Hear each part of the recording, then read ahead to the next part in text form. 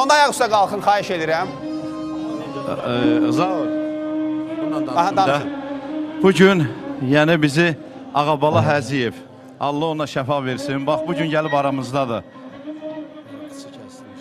Allah kömək olsun. Allah Yəni kömək olsun. Ağabala, yandır Ağabala, başıva dönüm. Buyurun, vaxt gedir.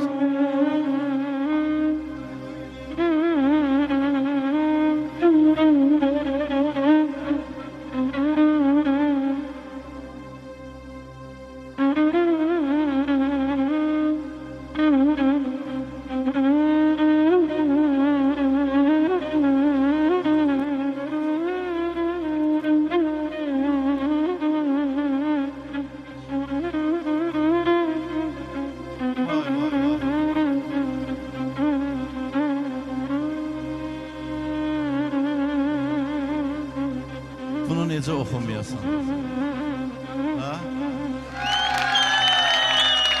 Bizi xəlq eyləyən, bizi yaradan,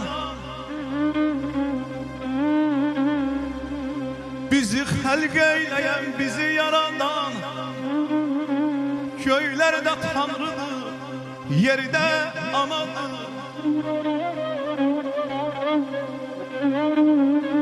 Küllü kainata müqəddəs varlıq, küllü kainata müqəddəs varlıq, Allah'dır, atadır, bir de anadır, bir de anadır.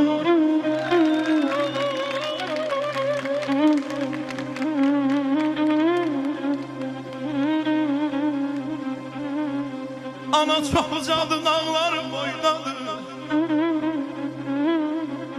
Ana çok uzadı, dağlar boydadır.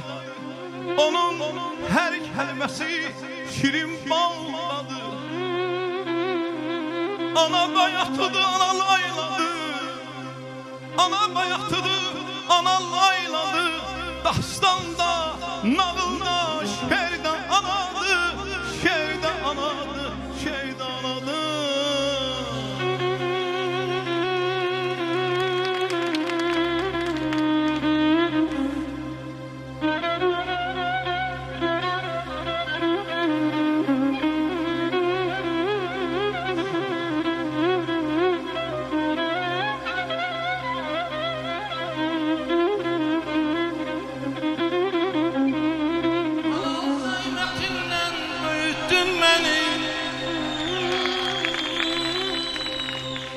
Anan Zeynep